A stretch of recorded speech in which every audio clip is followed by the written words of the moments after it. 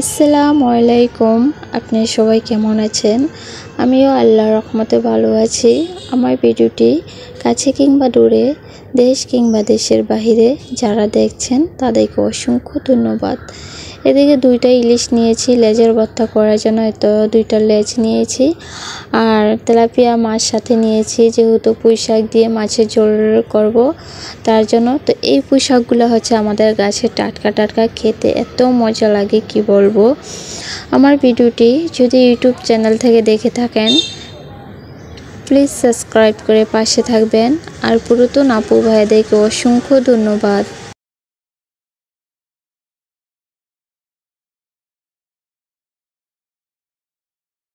এদিকে ধনেপাতা নিতে আসলাম ইলিশের লেজের ভর্তায় দিব তার জন্য। তো এসে দেখি আবার ঢেঁড়সগুলো বড় হয়ে গিয়েছে।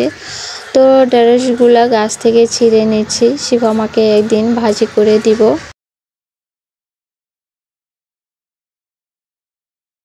আপনারা বাইরের শব্দটা একটু ম্যানেজ করে নেবেন, কি বলবো, রাস্তার পাশেই বাড়ি, তার জন্য এত শব্দ হয়।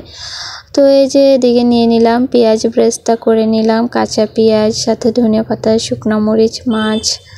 তো আমার ননদ বলেছে যে ভাবি পেঁয়াজ ব্রেস্তা করে দিও, তাহলে টেস্ট আরও দ্বিগুণ বেড়ে যাবে। তো এই যে সব কিছু রেডি করে নিলাম, এখন আমি ভর্তাটা করে নিব। কি দরকার টাকা খরচ করে মাওঘাটে যাওয়ার, তো বাড়িতেই যদি এত মজা করে ভর্তা বানিয়ে খেতে পারি।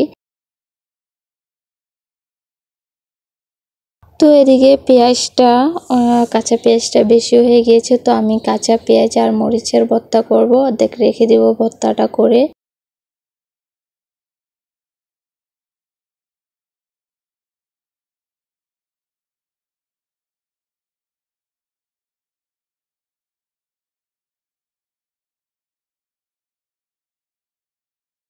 আমার ভিডিওটি যদি ফেসবুক পেজ থেকে দেখে থাকেন ফলো দিয়ে পাশে থাকবেন।